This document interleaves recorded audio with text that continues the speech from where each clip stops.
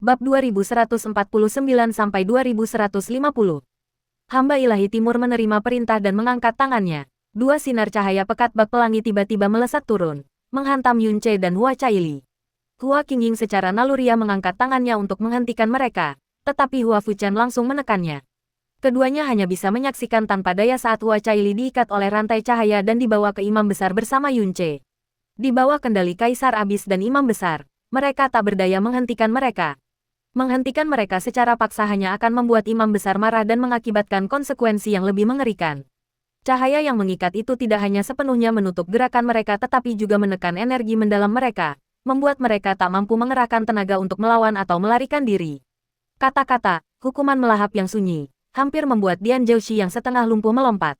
Ia menatap Hua Caili, yang diikat oleh cahaya dan dibawa ke imam besar, dengan ketakutan yang luar biasa di wajahnya, seolah-olah ia akan dihukum. Hukuman kehancuran. Ini adalah hukuman kehancuran. Bagus, bagus. Ini pembalasan. Haha, hahaha. Dian Sansi tertawa penuh kemenangan. Tetapi tawanya tiba-tiba berhenti saat ia bertemu pandang dengan Dian Zhouxi. Tatapannya dipenuhi rasa sakit yang menyayat hati. Di balik rasa sakit itu, hanya ada kekosongan yang mengerikan. Kata-kata teguran dan permohonan Dian Zhouxi tiba-tiba muncul di jiwanya. Ia tak bisa lagi tertawa, dan hanya berdiri di sana, tertegun, seolah-olah ia telah kehilangan jiwanya sepenuhnya. Aura ketakutan dan kepanikan menyebar dengan cepat, meskipun tidak menimpanya secara pribadi. 4 kata, hukuman kehancuran, tetap membangkitkan rasa takut yang mendalam yang tertanam di hati setiap orang. Bahkan beberapa praktisi Suan lanjut usia yang telah mengalami perubahan hidup pun gemetar tak terkendali selama beberapa tarikan napas. Tubuh Yunce dan Hua Caili bersentuhan. Mereka terikat oleh cahaya Suan yang sama. Keduanya saling berpandangan. Mata mereka bertemu. 1000 kata tertahan di mata mereka, namun mereka tak mampu mengucapkannya untuk sesaat. Imam besar menatap keduanya, suaranya menggema di antara awan. Zetian Hua Caili, Zimeng Yunce. Dekrit pernikahan yang diberikan langsung oleh Kaisar Yuan adalah anugerah yang tak tertandingi. Namun kalian berdua telah bersetubuh secara tidak sah, mengabaikan dekrit kekaisaran.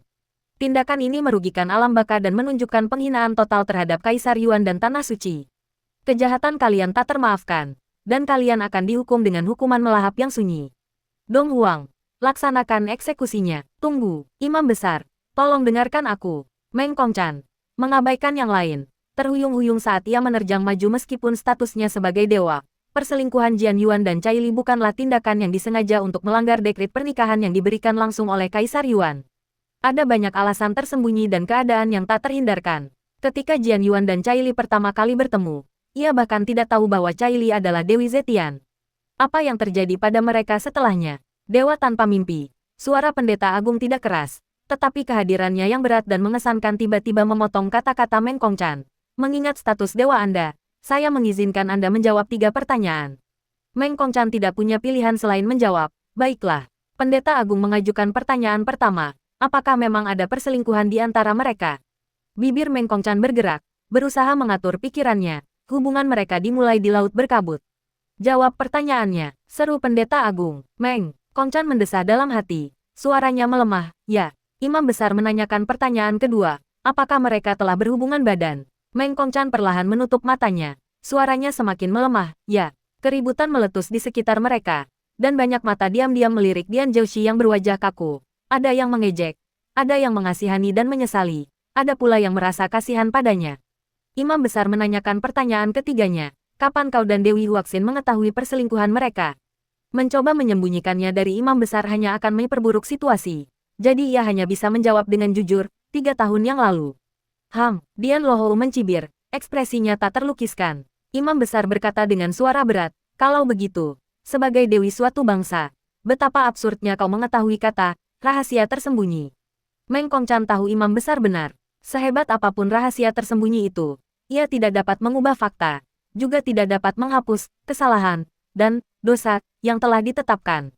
Meng Kongchan berbalik menghadap Kaisar Yuan, wajahnya memohon. Kaisar Yuan, aku tahu aku telah melakukan kesalahan besar terhadap Jian Yuan, tapi, sebagai ayahnya, aku kehilangan dia selama 100 tahun karena suatu kelalaian. Selama 100 tahun, setiap kali aku memikirkannya, aku dipenuhi dengan penyesalan dan rasa sakit yang tak tertahankan. Sekarang, dengan belas kasihan Kaisar, dia telah dikirim kembali ke sisiku. Hanya dalam 3 tahun yang singkat, Rasa bersalah dan utangku yang besar belum terbayar sedikit pun.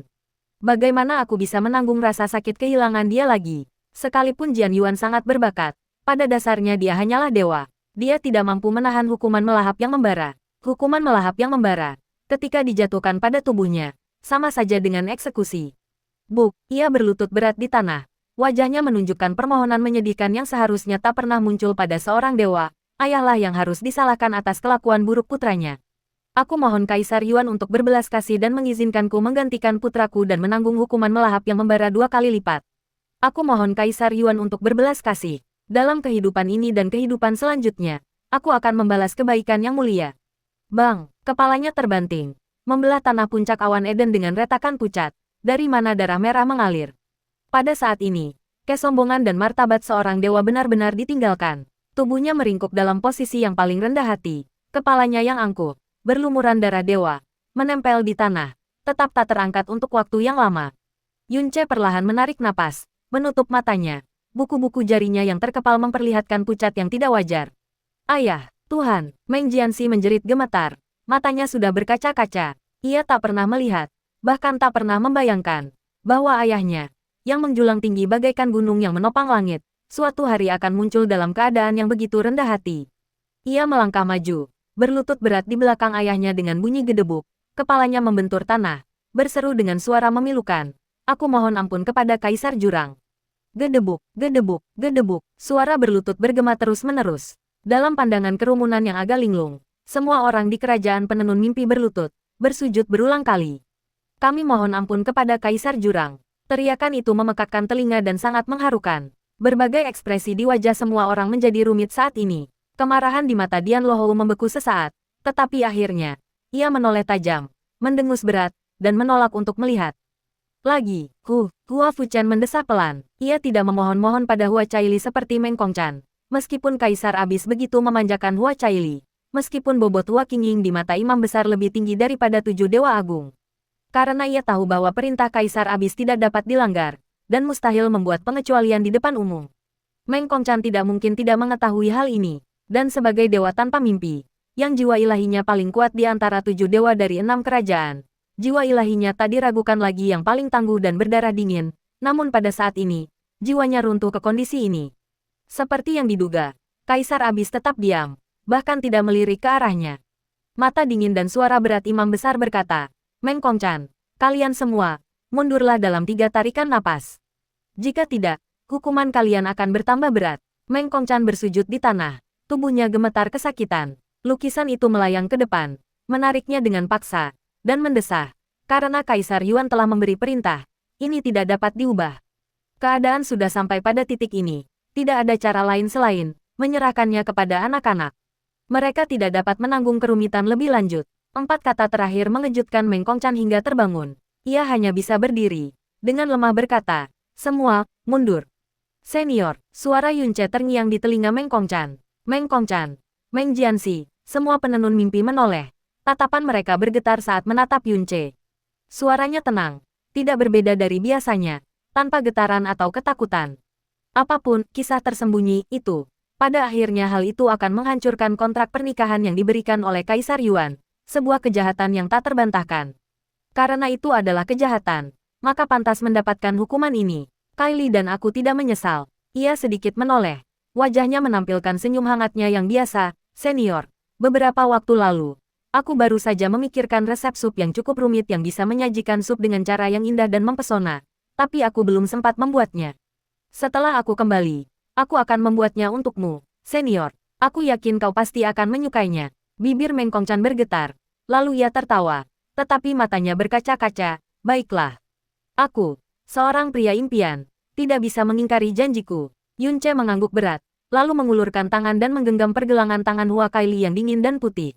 Hua Kylie menggenggam tangannya erat-erat, tubuhnya bergerak semakin dekat dengannya, tidak lagi peduli di mana mereka berada atau siapa yang ada di sekitar. Kylie, apa kau takut? Tanya Yunce lembut. Hua Kylie mengangguk, lalu menggelengkan kepalanya. Aku sangat takut tadi, tapi saat kau di sisiku, aku sama sekali tidak takut. Membayangkan bahwa setelah hari ini, kita bisa bersama secara terbuka, tanpa rasa khawatir atau takut, membuatku semakin tidak takut. Di dunianya yang murni dan indah, tatapan, kata-kata, dan penilaian orang lain sama sekali tidak penting bagi perasaannya terhadap Yunce. Mereka berpelukan, berbisik, tak peduli pada orang lain, dan tak seorang pun bisa merasakan sedikit pun rasa takut di dalamnya. Di kejauhan, mata kosong Bian Zhouxi berkedip sedikit, lalu senyum tipis perlahan mengembang di wajahnya saat ia bergumam tanpa sadar. Beginilah dia, terlihat ketika mencintai seseorang. Beginilah dia, seharusnya. Dong Huang, laksanakan eksekusinya. Pendeta Agung memberi perintah lagi, tetapi sekali lagi diinterupsi oleh sebuah suara. Kali ini, suara Yuan Huang. Huang, kau laksanakan eksekusinya sendiri. Hamba ilahi Dong Huang segera menarik tangannya yang terangkat dan mundur tanpa ragu. Pendeta Agung bingung, tetapi ia tidak bertanya sepatah kata pun. Ia melangkah maju, dan saat lengannya diangkat, tekanan yang menekan Yunce dan Hua Caili berkali-kali lipat lebih mengerikan daripada hamba ilahi timur.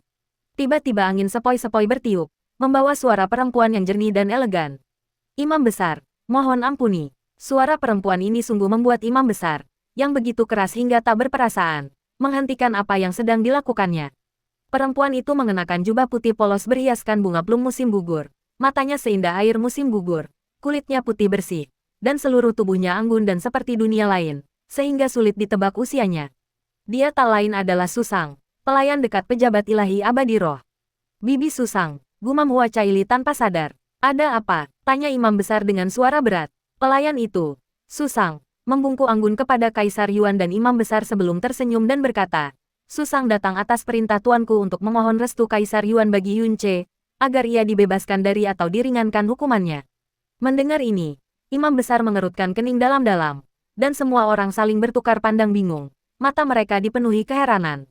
Seorang imam abadi yang bermartabat, memohon untuk Yunce. Yang paling terkejut adalah Meng Kongchan. Dan setelah keterkejutan awal, muncullah kegembiraan yang meluap-luap. Ia membungkuk dalam-dalam, dengan penuh semangat berkata, Aku, Meng, atas nama putraku yang hina ini, datang kepada Kaisar Yuan untuk berterima kasih kepada pendeta abadi atas kebaikannya yang luar biasa. Tidak perlu berterima kasih, jawab Susang dengan tenang. Yunce telah berbaik hati kepada guruku, dan sudah sepantasnya guruku membalas budinya. Meng Kongchan menahan kegembiraannya. Saat ini, ia sudah tahu itu pasti kristal api primal. Ia tidak menyangka Yunce akan menindaklanjuti peringatannya ketika tiba di Tanah Suci secepat itu, dan sekarang menerima hasil yang begitu menyenangkan. Pendeta Agung bertanya, bantuan macam apa? Keempat pendeta agung saling mengenal dengan baik, dan pendeta abadi roh adalah yang paling tidak bersedia memohon kepada Kaisar Abis. Bagi pendeta abadi roh untuk bertindak seperti ini, itu bukanlah bantuan biasa. Susang terdiam sejenak, lalu tersenyum tipis. Pendeta agung bertanya, dan Susang akan menjawab tanpa ragu. Jawabannya singkat dan lugas, kristal api primal. Keraguan di mata imam besar langsung berubah menjadi pemahaman. Di sudut puncak awan Eden, tubuh naga tua Raja Naga bergetar sedikit, matanya dipenuhi keheranan yang tak terpahami. Di belakangnya, naga hati merah dan naga hati taat juga memucat. Kristal api primal, benar-benar muncul kembali di dunia.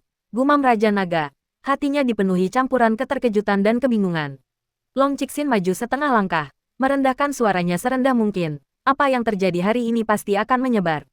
Jika sampai ke telinga Long Xi, konsekuensinya tak terduga. Long Qianxin mengerutkan kening dalam-dalam, lalu berkata, Raja Naga, tidak perlu khawatir. Kristal api primal ini digunakan oleh pejabat abadi roh. Long Xi tidak mungkin datang ke Tanah Suci untuk merebutnya secara paksa. Setelah berita ini menyebar, itu akan membuktikan bahwa kristal api primal belum menghilang, sehingga mencegahnya berkecil hati dan meninggalkan klan naga terlalu cepat. Kalau begitu, itu akan menjadi hal yang baik. Sang Raja Naga menarik napas dalam-dalam dan berkata, yang kukhawatirkan adalah karena kristal api primal belum menghilang, dia mungkin akan menemukan satu.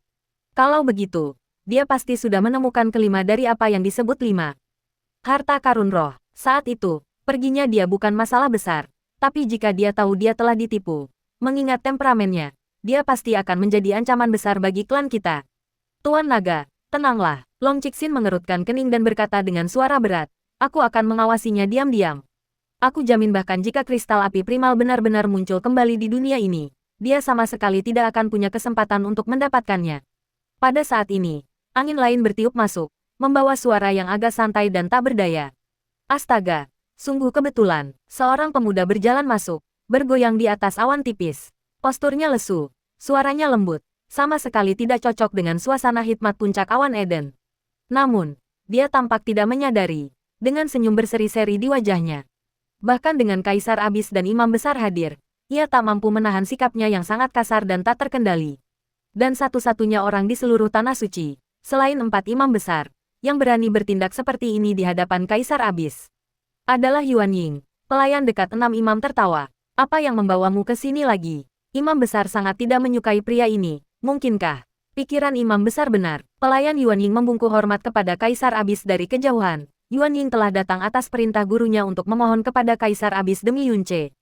Aku mohon kepada Kaisar Abis untuk mempertimbangkan kebodohannya di masa muda, kesombongannya di masa muda, kecerobohannya di masa mudanya, dan bahwa ini adalah pelanggaran pertamanya, agar ia diberi keringanan hukuman. Kali ini, semua orang yang hadir tercengang. Kebaikan atau kemampuan apa yang dimiliki Yunce sehingga 2 pendeta Tanah Suci memohon kepadanya di hadapan Kaisar Abis dalam waktu sesingkat itu.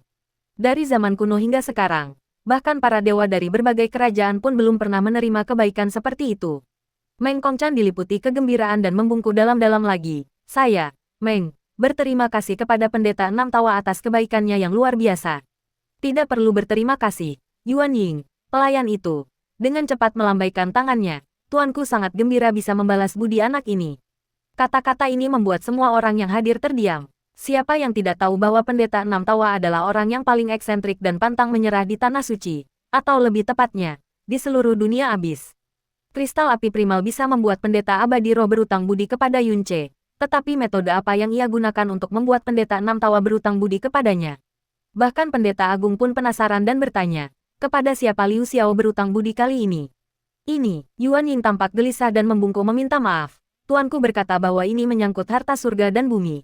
Dan bahkan jika Raja Surgawi sendiri yang bertanya, itu tidak akan terungkap. Imam besar mengalihkan pandangannya. Terlalu malas untuk bertanya lebih lanjut. Perintah Kaisar Abis sama sekali tidak dapat diganggu-gugat oleh 6 kerajaan dewa besar.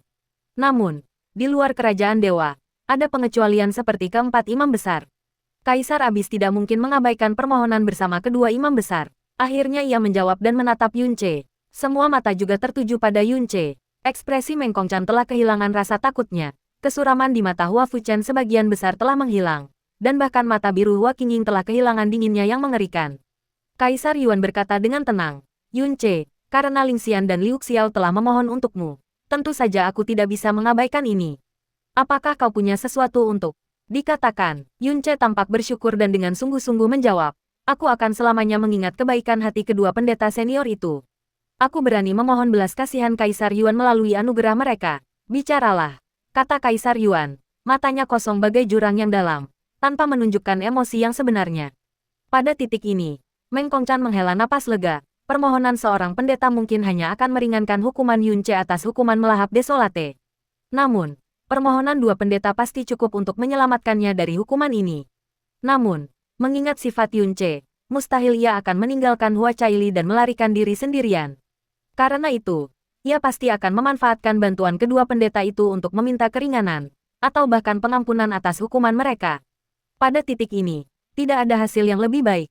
Semua orang berasumsi bahwa Yunce kini telah berhasil lolos dari hukuman melahap desolate, yang sama saja dengan kematian, dengan Hua Caili yang jauh lebih ringan, atau bahkan tanpa cedera. Yunce dengan lembut menyentuh telapak tangan Hua Caili, lalu perlahan melepaskannya. Ia mendongak, bertemu pandang dengan Kaisar Abis, lalu berkata perlahan namun tegas, aku mohon rahmat Kaisar Abis untuk memindahkan dosa Caili kepadaku saja. Aku bersedia menanggung hukuman melahap desolate 2 kali lipat dengan tubuhku sendiri. Kata-kata Yunce membuat semua orang terdiam dan tertegun untuk waktu yang lama. Bagi Meng Kongchan, itu sungguh menggemparkan. Ini adalah respons yang tak terduga. Bahkan bimbingan ilahi Susang yang biasanya tenang dan tenteram, seanggun awan, dan bimbingan ilahi Yuan Ying yang riang dan acuh tak acuh, keduanya menunjukkan keheranan yang nyata. Wajah Hua Caili yang seputih giok memucat dengan cepat.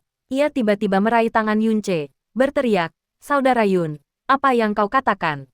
Tidak, sama sekali tidak, entah itu hukuman atau pengampunan.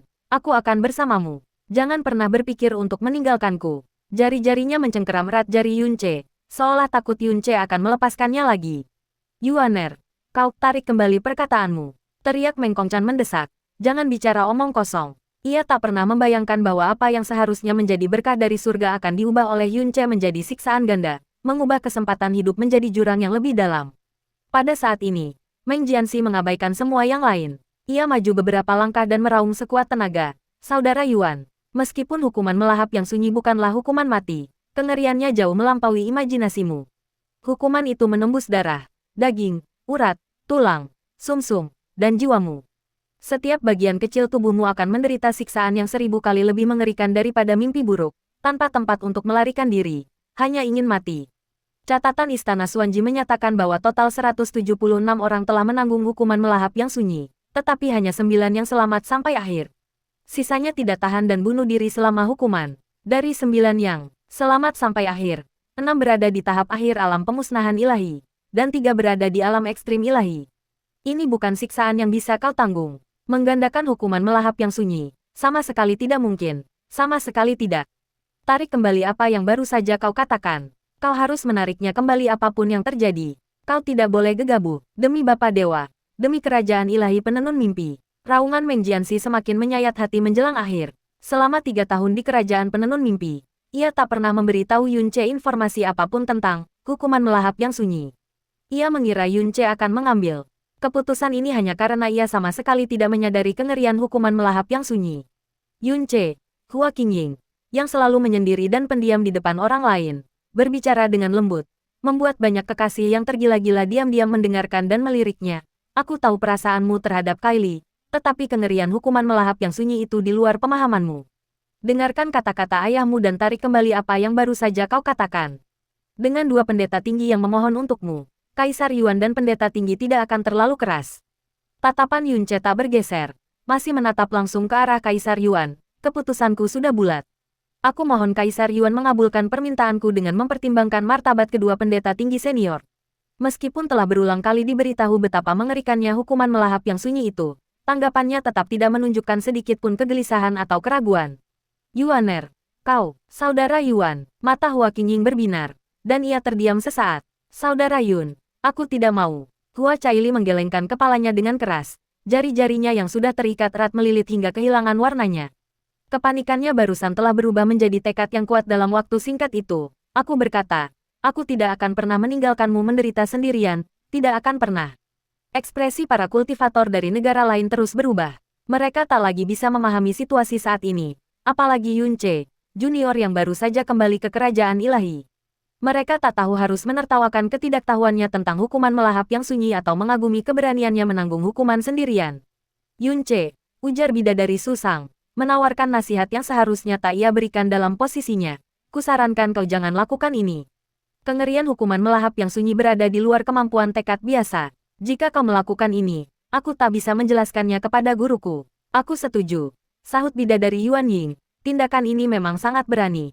Bahkan mengejutkan orang sepertiku yang tak punya keinginan. Tapi aku sungguh tak bisa menjelaskannya kepada guruku. Kau seharusnya memohon ampun. Paling buruk, kalian berdua hanya akan menanggung separuh hukuman, dan mungkin keduanya bisa selamat. Yun Ce mengalihkan pandangannya dan tersenyum penuh terima kasih kepada mereka. Maafkan aku karena tak bisa melaksanakan upacara yang semestinya karena keterbatasan gerakku. Aku juga akan sangat berterima kasih jika kau bisa menyampaikan rasa terima kasihku kepada kedua pejabat senior. Susang menghela napas pelan, menatap Yun Ce dalam-dalam, lalu membungkuk sedikit kepada Kaisar Yuan dan imam besar sebelum pergi. Yuan Ying menghela napas lega dan juga pergi di atas awan. Namun, saat ia berjalan pergi, ia tampak bergumam, seolah mendesah. Pantas saja dia bisa membuat Xiao Caili jatuh cinta padanya seperti ini. Apakah anak ini bodoh atau tidak adalah masalah lain, tapi dia memang punya nyali. Kaisar Abis tiba-tiba berbicara dengan tenang. Katakan padaku, mengapa begitu? Bahkan Kaisar Abis, yang tak pernah banyak bicara, tampak penasaran dengan respons Yun Ce yang mengejutkan. Postur Yun Ce tetap seperti sebelumnya. Kata-katanya jelas dan tidak rendah hati maupun sombong. Aku memang telah melakukan kesalahan besar. Semua alasan dan ketidakberdayaan yang tersembunyi tak dapat disembunyikan. Aku pantas menerima hukuman ini, tanpa penyesalan atau dendam. Hanya dengan menanggung hukuman ini sepenuhnya aku dapat benar-benar menebus kejahatan ini. Hanya dengan begitu aku layak mendapatkan pengampunan Kaisar Abis. Dan hanya dengan begitu dunia akan yakin, sehingga Zimeng tidak akan terlalu malu karenaku. Semua orang di Zimeng tercengang. Bahkan beberapa master istana mimpi yang masih kesal karena Yun Ce telah mengambil alih posisi Meng Jianxi pun berkaca-kaca sejenak. Yuaner, Meng Kongchan menggelengkan kepalanya pelan. Zimeng hanya berutang padamu. Bagaimana mungkin kau malu? Kesejahteraanmu adalah berkah terbesar bagi ayahmu dan bagi Zimeng. Meng Jianxi tercekat sejenak, dan setelah beberapa saat, ia berkata dengan susah payah, "Saudara Yuan, kau sungguh tidak perlu melakukan ini." 9 master istana mimpi saling berpandangan. Emosi tak berujung berkecamuk di mata dan hati mereka. Kaisar Yuan berkata lagi, "Kalau begitu, kau bisa memintaku untuk mengampuni Cai Li. Mengapa kau harus menanggung hukuman berat ini sendirian?" Tatapan Yunce melembut, dan suaranya menjadi lembut. "Cai Li adalah wanita tercantik di dunia. Dia melakukan kesalahan karena aku. Sekalipun aku menderita 10 kali lipat hukuman yang menyedihkan, aku tidak akan pernah membiarkannya menderita sedikit pun, juga tidak akan membiarkannya dikritik oleh dunia. Aku hanya meminta agar hukuman yang menyedihkan ini dapat menebus dosa Cai Li." Hua Fuchen sedikit memiringkan kepalanya, dan setelah beberapa saat, ia mengembuskan napas perlahan. Hua Cai Li menggelengkan kepalanya lagi. Saat itu, ekspresinya menjadi sangat tenang, dan tatapannya bahkan lebih tegas. "Saudara Yun, kita telah berjalan berdampingan di ambang hidup dan mati. Bagaimana mungkin aku membiarkanmu menderita sendirian? Hukuman yang memakan kesusahan. Terserahlah. Selama kau di sini, aku tidak takut apapun." Namun, tanggapan Kaisar Yuan dengan kejam menghancurkan tekadnya. "Baiklah." Kaisar Yuan mengalihkan pandangannya. Kata-katanya tanpa emosi. Hanya sebuah dekret kekaisaran yang dingin. "Karena ini berkat kebaikan Ling Xian dan Liu Xiao, aku akan mengabulkan permintaanmu." Ekspresi Hua Cai Li langsung berubah ketakutan. "Paman Kaisar Yuan, jangan." Imam besar telah mematuhi perintah itu, tanpa bergerak sedikit pun, hanya kilatan cahaya aneh di matanya. Seketika, cahaya misterius yang mengikat tubuh Hua Cai Li runtuh, dan sebuah kekuatan yang tak tertahankan dengan keras mendorong tubuhnya menjauh, tetapi tiba-tiba gagal mendorongnya menjauh. Jari-jarinya masih terjalin erat di antara jari-jari Yunce, menghasilkan suara patah tulang yang menyayat hati. "Paman Yuan Huang," pintanya. Wajahnya berlinang air mata. "Kau selalu sangat mencintaiku, kumohon biarkan aku tinggal bersamanya." Paman Yuan Huang, asteris, krak, krak, jari-jarinya yang seperti batu giok patah. Suara patah tulang bergema terus-menerus, namun ia tetap menolak untuk melepaskannya. Imam besar berkata dengan suara berat, "Jika kau tidak mundur, kejahatanmu akan bertambah." Sosok Hua Qingying berkedip, dan ia berdiri di samping Hua Cai Li. Tangannya yang seputih salju dan sehalus batu giok terulur dan dengan lembut menggenggam jari-jari mereka yang saling bertautan. "Cai Li." Suaranya terdengar asing bagi orang lain. Kelembutan yang hanya ditujukan kepada Hua Cai Li. Dekret kekaisaran telah dikeluarkan dan tidak dapat diubah. "Jangan melawan keinginannya." Ekspresi Hua Cai Li membeku. Jari-jarinya yang pucat dan sehalus batu giok akhirnya kehilangan semua kekuatannya, dan Hua Qingying dengan lembut melepaskannya dari genggaman Yunce. Sebuah gerakan cepat bayangan hijau menyapu, dan Hua Cai Li yang tak berdaya dibawa ke sisi Hua Fuchen oleh Hua Qingying. Aliran energi mendalam yang lembut menyelimuti jari-jarinya, menyembuhkan luka-lukanya. Sementara itu, di kerajaan ilahi Xiaodi, Pan Buzuo mendengus, "Cih, kata-kata yang bagus." Dia tidak tahu betapa mengerikannya hukuman melahap yang sunyi. Dia memang pandai bicara sekarang, tapi betapa mengerikannya nanti dia akan menjerit kesakitan, menangis dan memohon ampun. Sungguh buruk memikirkannya. Dia tidak menaruh dendam pada Yunce, tapi bakat Yunce yang mendalam sungguh menakjubkan, dan dia bahkan merebut hati Dewi Zetian, yang penampilannya jauh melampaui dirinya. Bagaimana mungkin dia tidak iri pada orang sehebat itu, dan orang yang membangkitkan kecemburuan sehebat ini akan segera menerima hukuman melahap yang sunyi. Memikirkan rasa sakit yang akan ditanggungnya dan keburukan yang akan ditunjukkannya, dia tak kuasa menahan luapan kenikmatan. Saat itu, seruan kejam itu terdengar, "Yunce, terimalah hukumannya." Imam besar merentangkan kelima jarinya, dan seberkas cahaya kuning tua melesat dari telapak tangannya, berubah menjadi duri-duri tipis tak terhitung jumlahnya di udara, langsung menyelimuti seluruh tubuh Yunce. Begitu duri-duri itu menyentuh tubuh Yunce, seolah-olah jarum baja kuning tua yang tak terhitung jumlahnya menembus anggota tubuh, tulang, dan pori-porinya, menembus daging, darah, tulang, meridian, sumsum tulangnya, bahkan hingga ke lubuk jiwanya. Dalam sekejap, seluruh kesadaran Yunce diliputi rasa sakit yang tak terlukiskan. Rasa gatal yang hebat terasa seperti ribuan semut beracun menggerogoti setiap tulang di tubuhnya. Rasa sakit yang hebat terasa seperti ribuan jarum merah membara yang menusuk liar di setiap bagian tubuhnya. Siksaan ini, yang dapat membuat seorang demigod memilih untuk mengakhiri hidupnya sebelum waktunya, jauh melampaui pemahaman dan imajinasi umum tentang kata sakit. Rasanya seperti magma membakar tulang-tulangnya, seolah tanaman merambat beracun menggerogoti hatinya, seolah besi merah mencap sumsumnya dan mengaduknya berulang kali, seolah jiwanya dibajak dan dihancurkan berulang kali di atas kerikil tandus. Wajah Yunce tiba-tiba berubah. Setiap sendi di tubuhnya terkilir dan kejang hebat, dan pembuluh darahnya menggembung mengerikan saat menegang. Kemudian, seluruh tubuhnya mulai gemetar dan bergetar, seolah-olah kutu jurang yang tak terhitung jumlahnya merangkak dan menggerogoti di bawah kulitnya, seolah-olah setiap sel di tubuhnya berputar dan kejang karena rasa sakit yang luar biasa. Hampir seketika, keringat dingin membasahi pakaian luar Yunce, berceceran liar saat tubuhnya yang gemetar jatuh dan tersebar di tanah puncak awan Eden, dengan cepat menyebar menjadi bercak basah yang mengejutkan. Di sekelilingnya, tubuh dan jiwa para kultivator dari kerajaan ilahi di sekitarnya juga gemetar, lalu satu persatu mengalihkan pandangan mereka, tidak tahan untuk menonton lebih lama lagi. Reaksi fisik yang mengerikan itu mengungkapkan penderitaan tak tertahankan yang dialami Yunce. Dan rasa sakit ini akan bertahan selama 100 tarikan napas penuh. Tidak, 2 kali lipat hukuman melahap yang sunyi, selama 200 tarikan napas penuh. Kakak Yun, pipi Hua Caili sudah berlinang air mata. Wajahnya yang seputih salju sepucat kertas. Jika bukan karena dukungan Hua Qingying, ia pasti sudah roboh ke tanah saat hukuman melahap yang sunyi dijatuhkan pada Yunce. Bibirnya yang tak berdarah mengeluarkan isak tangis yang menyayat hati. Meng Kongchan menekan tangannya ke dada, nyaris tak bisa bernapas. Tetapi ia memfokuskan jiwanya, mati-matian berusaha mempertahankan ketenangannya. Berseru berulang kali, Yuaner, tunggu, coba dengarkan suaraku. Yuaner, Yuaner, 1 tarikan napas. 2 tarikan napas, 3 tarikan napas, 10 tarikan napas. Bahkan udara pun terasa bergetar kesakitan. Bahkan awan tipis yang tak bercacat pun hancur oleh angin dingin yang tiba-tiba. Tetapi orang-orang mulai menyadari dengan takjub bahwa Yunce, yang tubuhnya seolah berulang kali disiksa dalam 1000 lapisan api penyucian, tetap diam membisu, tanpa sepengetahuan siapapun. Cahaya aneh muncul di mata imam besar. Ia hadir di setiap eksekusi sang pemakan Desolate, dan terkadang ia bahkan melaksanakan eksekusi itu sendiri. Namun tak pernah, bahkan segelintir dewa tertinggi pun tak mampu menahan siksaan selama 10 tarikan napas tanpa bersuara. 11 tarikan napas, 12 tarikan napas, 15 tarikan napas. Tatapan mata kerumunan berubah dari ngeri menjadi terkejut, lalu menjadi syok dan tak percaya yang semakin dalam. Meng Kongchan menahan rasa sakit di hatinya dan berseru dengan nada lembut, Yuaner, kau tak perlu menahan diri.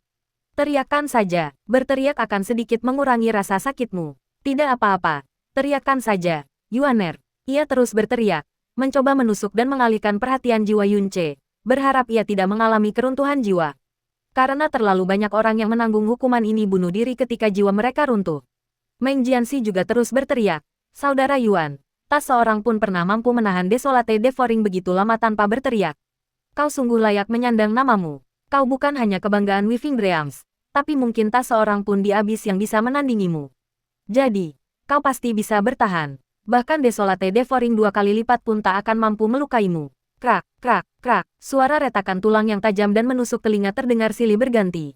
Hukuman Desolate Devouring memang tidak mematahkan tulang, melainkan suara Yunce mengepalkan tinju dan mematahkan buku-buku jarinya. Serpihan tulang yang tajam menusuk daging telapak tangannya. Darah bercampur keringat menetes dari sela-sela jarinya ke tanah, diikuti oleh uap putih mengepul yang membawa bau darah, menghilang tanpa suara di udara. Hua Qingying mengulurkan tangan dan menutupi mata Hua Caili. Caili, jangan lihat, ini akan cepat berlalu. Gemetar Hua Caili hampir tak kalah hebat dari Yunce. Siksaan mengerikan yang menimpa Yunce terasa seperti 1000 bilah pedang yang merobek jiwanya. Namun, ia mengulurkan tangan, gemetar dan dengan keras kepala menyingkirkan tangan bibinya dari matanya. Pandangannya yang kabur karena air mata tertuju pada Yunce. Aku ingin melihat, gumamnya. Setiap kata bagaikan mimpi. Ini adalah pemandangan paling kejam dalam hidupnya. Namun ia ingin melihat setiap momennya, mengukirnya dalam jiwanya. 20 tarikan napas, 25 tarikan napas, 30 tarikan napas. Wajah Yunce terdistorsi hingga tak dapat dikenali. Darah menyembur dari giginya yang terkatup rapat, namun ia tak mengerang sedikit pun. Kekuatan tekad yang luar biasa. Gumam Sasing tanpa sadar. Keterkejutan di hatinya semakin dalam karena Yunce terdiam. Suara Sasing mengejutkan Xian Yue dari lamunannya, akhirnya menyadarkannya kembali. Ia menghela napas panjang dan berkata dengan tulus, jika dia bisa selamat dari cobaan ini, maka orang ini, aku harus berteman dengannya apapun yang terjadi. Shen Wei tiba-tiba mengulurkan tangan dan menekan dadanya dengan kuat, alisnya berkerut erat. Apa yang terjadi? Mengapa ia merasakan sakit yang tak tertahankan dan tak terkendali? Apakah itu cedera internal yang dideritanya saat bertarung dengan Dian Zhouxi?